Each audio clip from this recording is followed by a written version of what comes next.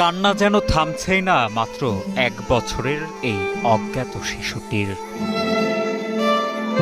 বিগত দুদিন ধরে এভাবেই হাসপাতালের অন্য রোগীর স্বজন, নার্স ও আনসার সদস্যদের কোলে কোলে ঘুরছে ছোট্ট এই শিশুটি।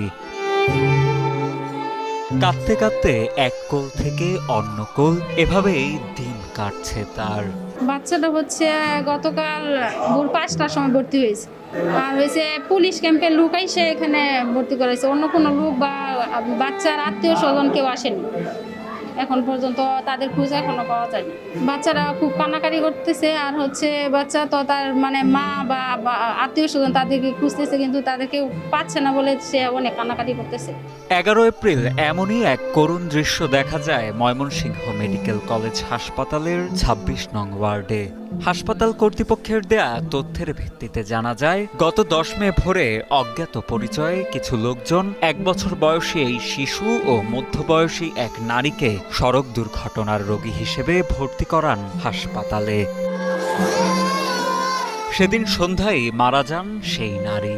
পরবর্তীতে শিশুটিকে ভর্তি করা হয় হাসপাতালের ২৬ নং ওয়ার্ডে। এখনো পর্যন্ত শিশুটির স্বজনদের খোঁজ বা ঠিকানা কিছুই পাওয়া যায়নি। সবাই ওকে হেল্প করতে চেষ্টা করতেছে, বাট ও শুধু কান্নাকাটি করছে। ওর হয়তো মা বাবাকে খুঁজতেছে, সে অনেক কান্নাকাটি করতেছে, কিন্তু আমাদের অনেক খারাপ লাগতেছে দেখে।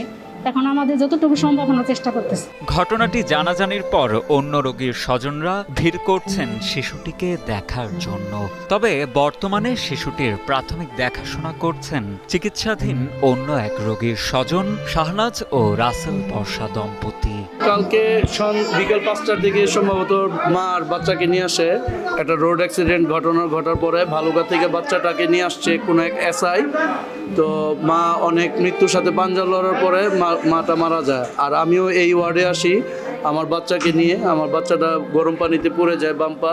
বাচ্চার কোনো আত্মীয় স্বজন এখন পর্যন্ত খোঁজ পায় নাই, না ছেলের বাবা মা বা ছেলের বাবার কোনো সন্ধান বা মায়ের আত্মীয় স্বজন কেউ এখন পর্যন্ত সন্ধান পায় না। সে খুব কান্নাকাটি করতেছে। আমরা চাই সকলেই যে বাচ্চার আসল যে আত্মীয় স্বজন তারা যেন সঠিক প্রমাণ দিয়ে বাচ্চাটাকে নিয়ে যায়। আর যদি কেউ না নিতে চায় আমি বাচ্চাটাকে নিয়ে যাব। শিশুটির কান্নাকাটি দেখে আশেপাশের অন্য মায়েরাও ভেঙে পড়ছেন কান্নায়। হাসপাতালে ভর্তি অন্য রোগীর স্বজনদের ভাষ্য, মাকে হারিয়ে দিশেহারা প্রায় অবুঝ এই শিশুটি। এমত অবস্থায় যে কোনো উপায়েই হোক শিশুটিকে তার স্বজনদের কাছে ফিরিয়ে দিতে সংশ্লিষ্ট প্রশাসনকে যথাযথ ব্যবস্থা নেয়ার জোর দাবি জানান তারা। তার আম্মু সারাদিন মানে তেমন অজ্ঞাত অবস্থায় ছিল, কোনো হুঁশ জ্ঞান কিছুই ছিল না। তারপর ওনার মা মারা গেছে সন্ধ্যার দিকে। ওই ফজর আজানের সাথে সাথে ওই সারাদিন ধরে ওয়ার্ডের সবার কাছেই থাকতেছে। বাচ্চাটা এখন সারাদিন ধরে তো কান্নাকাটি করতেছে, সবার কোলে কোলেই থাকতেছে।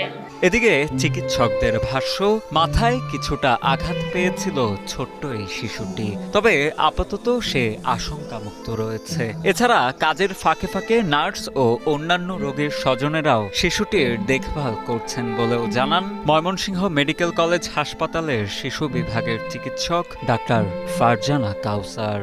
এখন হলো গিয়ে বাচ্চার তো মাথায় ইনজুরি আছে, তো আর ইনজেক্টেবল ফর্মের সব ওষুধপাতি দেওয়া হচ্ছে। এমনি বাচ্চার ভাইটাস ভালো আছে, বাচ্চা এমনি এখন মুখে খাওয়া দাওয়া করতে পারতেছে, which is a good sign. আর বাচ্চার পাশের যে মানে পাশের বেডেরই যে অ্যাটেন্ডেন্ট ওই মা হলো গিয়ে ওকে টেক কেয়ার করতেছে। আমি দেখে আসলাম সেই আর কি নিজের বাচ্চার সাথে ও বাচ্চাটাকে আর কি টেক কেয়ার করতেছে। আর ওষুধপাতি যেটা আছে সেটা আর কি এখান থেকে দেওয়া হচ্ছে।